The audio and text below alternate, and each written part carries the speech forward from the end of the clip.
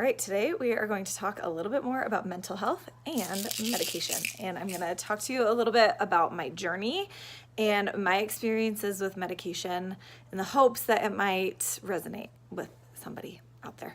Okay, so in general, I feel like I've been very blessed with a pretty even-keeled mind. And I've been blessed with a lot of confidence. I think my parents did a really good job in my upbringing instilling this confidence in me. But I also have like mental health issues on both sides of my family. And going through my graduate program, it was definitely enforced that like, hey, we all have our own crap. Like if you can see it and you can own it and you can deal with it, then you're going to be better off. And so that made me be super self-aware, which has been really good for me. So I realized that like I struggled with some seasonal depression a little bit here and there in those like gloomy months of January and February in Utah, but it never really got to me, never really bugged me. Also, being a therapist, like I have a lot of skills and tools at my disposal and things that I know and that I'm already pretty good about practicing and implementing in my own life. But having babies has changed things. So when I was first pregnant with Maddie, what I didn't know then that I do know now is that I probably started to experience some pregnancy OCD. And I did not even know that was a thing. I always kind of thought that OCD was like, oh my gosh, this pillow has to be positioned just this way or else somebody's gonna die, or like I need to wash my hands 18 times. And that's not how I experienced it. The way that I experienced OCD, so there are obsessions and there are compulsions. So compulsions is like the repetitive behavior that people do to alleviate the obsession. But the obsession is just like anxiety heightened. And so we were living in Dallas at the time, and I would have these intrusive thoughts about Tom getting murdered. And now, in fairness, like we lived in a really rough part of town, and there were 3 dead bodies that turned up within a block of our house the year that we lived in Oak Cliff. So like in my mind, like the fears weren't totally unfounded, but like we would be pumping gas at the gas station, and I'd envision Tom like getting stabbed to death in front of me, and then I'd just like start crying and be like, go away, thoughts, go away. And I couldn't shake the thoughts as well as I usually do. But I didn't realize that like, I mean, I knew it was crazy, but I like didn't realize that like prenatal OCD was like a thing. So fast forward to having Maddie, I felt a lot of overwhelm. I think every first parent does, right? And like I'd read about baby blues, I knew so much about postpartum depression, and I didn't fit the like deep, dark postpartum depression. I don't love my baby, I don't bond with her. But I did feel really overwhelmed. Nursing was really difficult for me. And so I remember feeling this panic when she would wake up in the middle of the night, and I just knew like the pain that was about to come, and I just felt inadequate and overwhelmed. And so I started to recognize that it might be a little bit of postpartum depression, but I felt so much shame about that. I kind of felt like, I was failing as a mom because I didn't know how to do everything. I didn't know how to meet my baby's needs perfectly. I just felt inadequate. And I felt like I was failing as a therapist, that I couldn't shake these like unhealthy thoughts or these like negative beliefs. So I just felt like I shouldn't be able to get depressed. I'm a therapist. I did end up talking to my doctor about it. I got a prescription for medication. I filled it and I never took it because I just had this like, I don't want to have to need medication. No, I'm fine. I'm fine. And so I just kind of like muddled through it. But I realized after the fact, like I hear from a lot of moms like, ooh, I didn't realize that I had postpartum depression until I was out of it. Like I remember going to this baby shower one time and just feeling like there were all of these other moms there that were so beautiful and so put together and had made this new baby, these like hand tie-dyed t-shirts and like all of these things. Somebody sewed something, somebody made soap, and I was just like, I suck. I'm the worst. So fast forward, I mean, everything was fine. Before I had Paisley, I had grown a lot and learned a lot and realized that like there is no shame in depression. And so before I even had her, I got started in therapy because I knew that postpartum depression was coming. And I told my doctor, like, I know that I get postpartum depression. If I got it before, I'm going to get it again. It's like 90%. Like if you got it with one baby, 90% chance you're going to get it with another. And so I just told her, like, give me the medication now. I'll take it when I need it. And I noticed 5 days after I had her, I had this like incredible group of girlfriends, and we would text all the time and we would always hang out. And I had like sent a text out to the group about hanging out, and it was like an hour later and I hadn't heard back from anybody.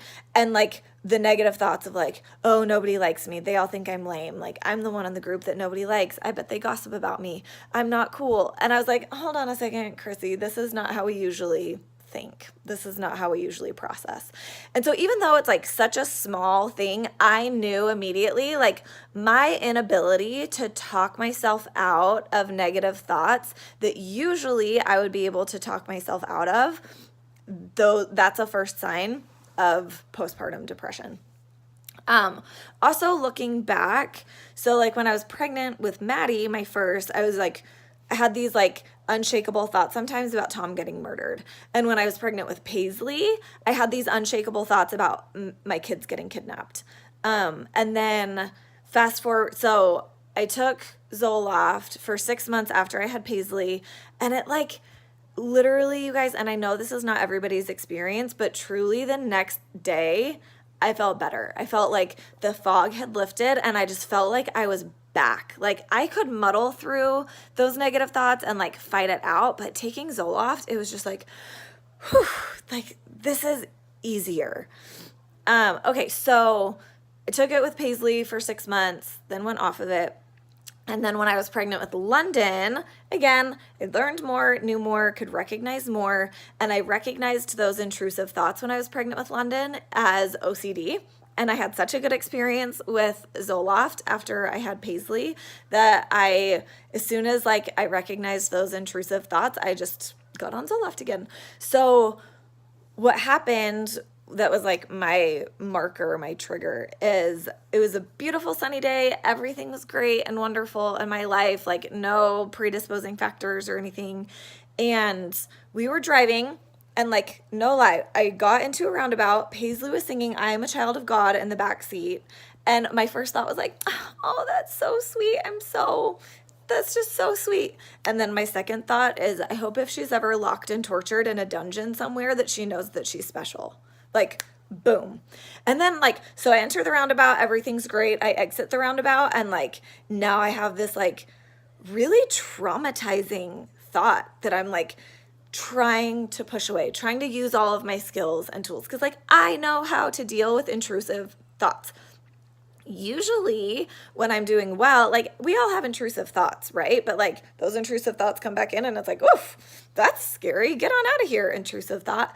And I couldn't shake it. And so it was like 2 minutes later, I was like, yep, time to get on Zoloft again.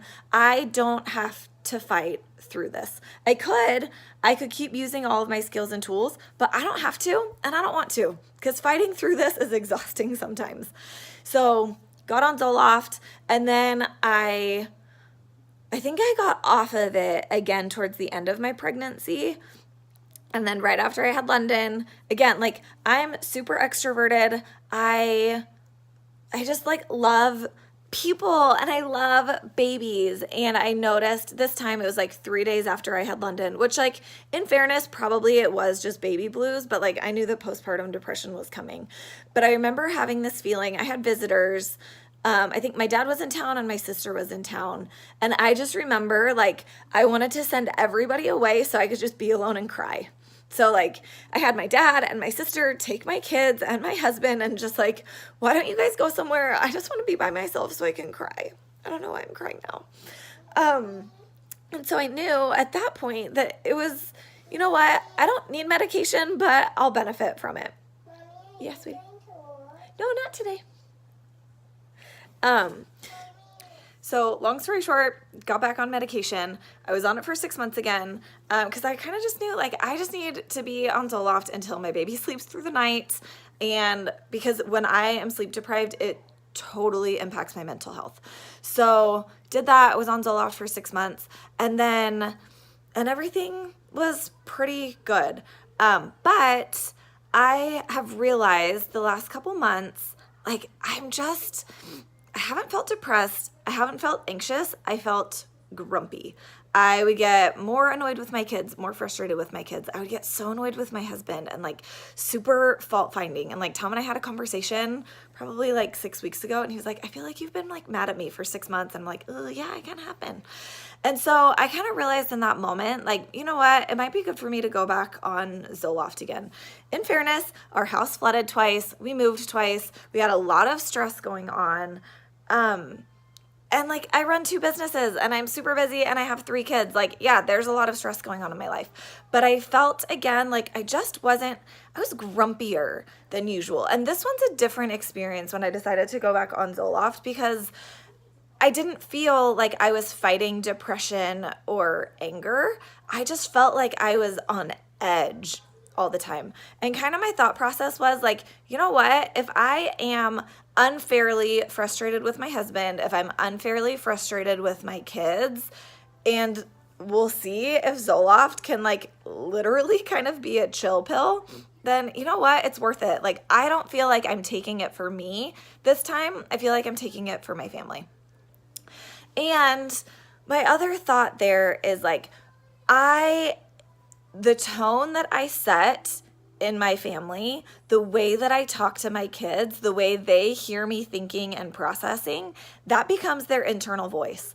And so if there's something that I can do to make that a more harmonious environment, then like, you know what? I'm going to do it. And again, I have noticed a huge difference. I feel so much more love for my kids. I feel so much more love for my husband, so much more patience. And I'm like, you know what? If Zoloft is my chill pill, I'll keep taking it. And my other thought is, okay, because I was really, really reluctant to taking medication in the beginning. I didn't want to have to need it.